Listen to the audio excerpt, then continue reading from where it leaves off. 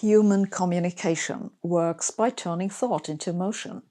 Whether that's body language or speech or writing, we use muscles in one way or another to get out the information that we want to share.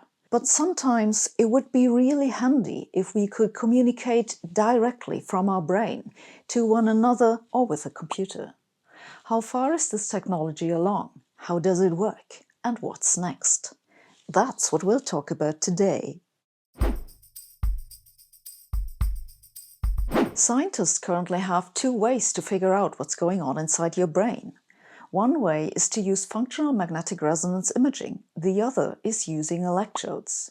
Functional magnetic resonance imaging, or fMRI for short, measures the flow of blood to different regions of the brain. The blood flow is correlated with neural activity. So an fMRI tells you what parts of the brain are activated in a certain task. I previously made a video about magnetic resonance imaging, so if you want to know how the physics works, check this out. The problem with fMRIs is that they require people to lie in a big machine. It isn't only that using this machine is expensive, it also takes some time to take an fMRI, which means that the temporal resolution isn't great, typically a few seconds. So fMRI can't tell you much about fast and temporary processes. The other way to measure brain activity is electroencephalography, EEG for short, which measures tiny currents in electrodes that are placed on the skin on the head. The advantage of this method is that the temporal resolution is much better. The big disadvantage, though, is that it gives you only a rough idea about the region where the signal is coming from. A much better way is to put the electrodes directly on the surface of the brain, but this requires surgery.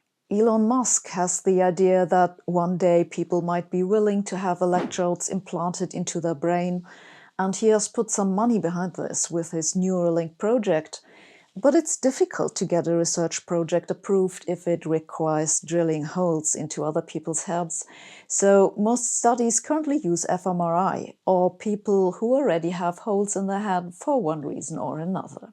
Before we talk about what recent studies have found, I want to briefly thank our Tier 4 supporters on Patreon. Your support is of great help to keep this channel going, and you too can be part of the story. Go check out our page on Patreon. The link is in the info below. Let us then have a look at what scientists have found. Researchers from Carnegie Mellon and other American universities have done a very interesting series of experiments using fMRI. In the first one, they put 11 trial participants in the MRI machine and showed them a word on a screen.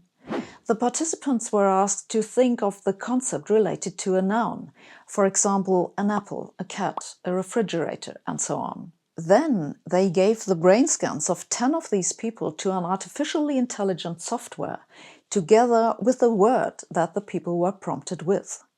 The AI looked for patterns in the brain activity that correlated with the words, and then guessed what the 11th person was thinking of from the brain scan alone. The program guessed correctly about 3/4 of the time. That's not particularly great, but it is better than chance. It's a proof of principle. And along the way, the researchers made a very interesting finding. The study had participants whose first language was either English or Portuguese, but their brain signature was independent of that. Indeed, the researchers found that in the brain, the concept encoded by a word doesn't have much to do with the word itself. Instead, the brain encodes the concept by assigning different attributes to it. They have identified 3 of these attributes. First, eating-related. This brain pattern activates for words like apple, tomato, or lettuce. Second, shelter-related. This pattern activates, for example, for house, closet, or umbrella. And third, a body-object interaction. For example, if the concept is pliers, the brain also activates the part representing your hand using the pliers. This actually allows the computer to predict to some extent how the signal of a concept will look like, even if the computer hasn't seen data on that before. The researchers checked this by combining different concepts to sentences, such as The old man threw the stone into the lake. Out of 240 possible sentences, the computer could pick the right one in 83% of cases. It's not that the computer can tell the whole sentence, but it knows its basic components. It knows the semantic elements. The basic finding of this experiment, that the brain identifies concepts by a combination of attributes, has been confirmed by other experiments. For example, another 2019 study, which also used fMRIs, asked participants to think of different animals and found that the brain roughly classifies them by attributes like size, intelligence, and habitat. In the last decade, there have also been several attempts to find out what a person sees from their brain activity. For example, in 2017, a team from Kyoto University published a paper in which they used deep learning, so artificial intelligence again, to find out what someone was seeing from their fMRI signal. They trained the software to recognize general aspects of the image, like shapes, contrast, faces, etc. You can judge the results for yourself. Here you see the actual images that the trial participants looked at, and here the reconstruction by the artificial intelligence. I find it really impressive. What about speech or text? In April 2019, researchers from UCSF published a paper in Nature reporting they had successfully converted brain activity directly to speech. They worked with epilepsy patients that already had electrodes on their brain surface for treatment. What the researchers looked for were the motor signals that correspond to the sounds in speech, like the tongue, jaw, lips, and so on. Again, they let a computer figure out how to map the brain signal to speech. What you are about to hear is one of the participants reading a sentence and then what the software recreated just from the brain activity. Shipbuilding is a most fascinating process. Shipbuilding is a most fascinating process. That's pretty good, isn't it? Unfortunately, it took weeks to decode the signals with that quality, so it's rather useless in practice. But a new study that appeared just a few weeks ago has made a big leap forward for using brain-to-text software by looking not at the movements related to producing sounds, but at the movements that come with handwriting. The person who they worked with is paralyzed from the neck down and has electrodes implanted on his brain already.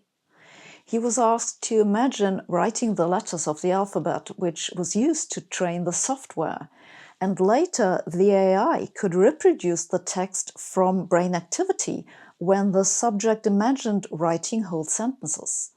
And it could do that in real time.